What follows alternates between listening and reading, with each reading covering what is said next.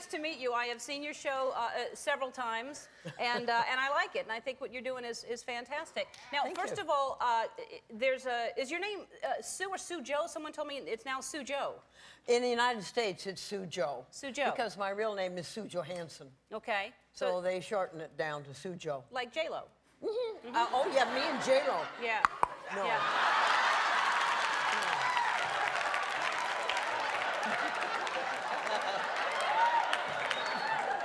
And we're off. All right, so now... Hold on. Yeah, I'm holding on. No, because, you know, I'm fine with talking about all this stuff. No, well, who's really comfortable about it? What do you say when people say, what do you do? What's your job description exactly? What do you say you are? I'm a sex educator / counselor. Okay, and you started, how did you start? I'm a registered nurse, and then I started a birth control clinic for teenagers in the health room of a high school. Okay. And it went crazy, but I realized that those kids were having more sex than I was. And that kind of PO'd, so right. I decided that I wanted to teach sex because they really didn't know what they were doing. And so we... How do you know that? Well, anyway, no, don't answer that. All right, so now how is it that you're just so comfortable, because you're just so comfortable talking about anything that people bring up. It's nothing to you to talk about. No, well, I think age has a lot to do with it. You know, I'm kind of long in the tooth. And it's almost like I'm seen as a grandmother. And so I'm safe. And I never criticize. I never have the pointed finger. And I'm non-judgmental.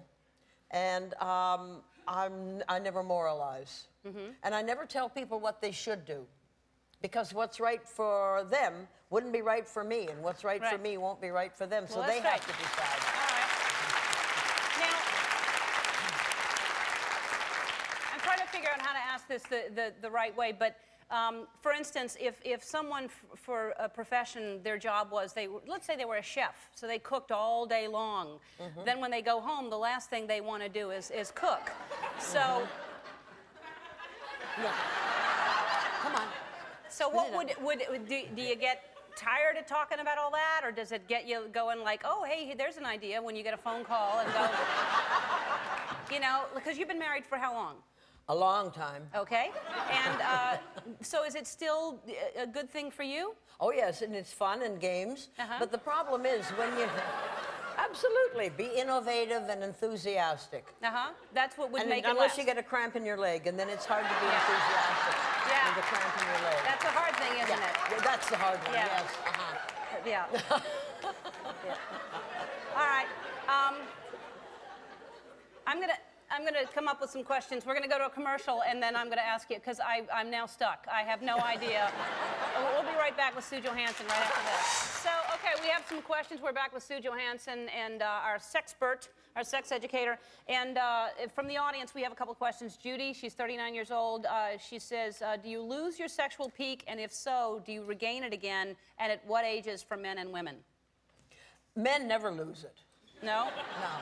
But women, yeah, when you've just had a baby and you're tired all the time and your breasts are leaking and you feel like, you know, Willy Lump Lump, and you've got adipose tissue, stretch marks, cellulite, the whole bit, you don't feel very sexy. Well, I'm turned on, but... whatever. But... and then it comes back, and then you lose it. Women lose it again just before menopause. What we call perimenopause. About 3 years before menopause actually kicks in. And then once they go through menopause, a lot of women come back like, me woman. What? Stand well back. All right. And there's a wonderful expression. If you don't use it, you lose it. And that applies for males primarily. Okay, so basically you're saying even if you're not feeling like it so much, you should kind of exercise or you know. Exercise it. That's what I'm trying to say. All right. Yeah, that's true, though. Yeah. Because even if you're not particularly turned on and sexually aroused, once you get into it, you think, oh, gosh, this is kind of fun. Okay, we should do this more often. Right. And then away you go. Yeah, yes. And, all right, so, and then from Heather, she's 35 years old. How do you ask your partner to love you in a certain way? For example, caress you softly on the arms while kissing, etc., without making them feel inadequate? How do you ask someone to do something that maybe they're not doing it the way you want them to do it? Oh, but you see, how are guys supposed to know what you want? You know what you want. Right. And they don't get messages that tell them exactly. Right. They think they do, but they don't. So you take his hand and you put it where you want it. Uh-huh. And you take his head and you put it where you want it.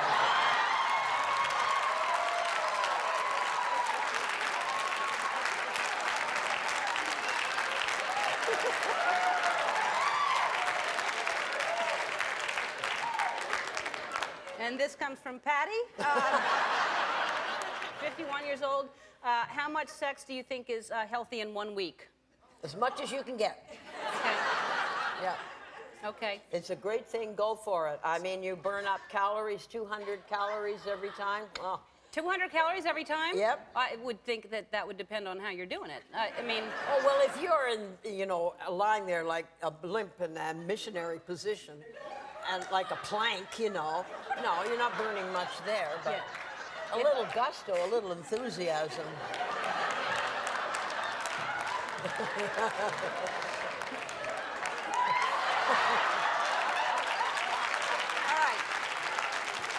I like the gas mask. I was feeling dirty. I had to get some Lysol.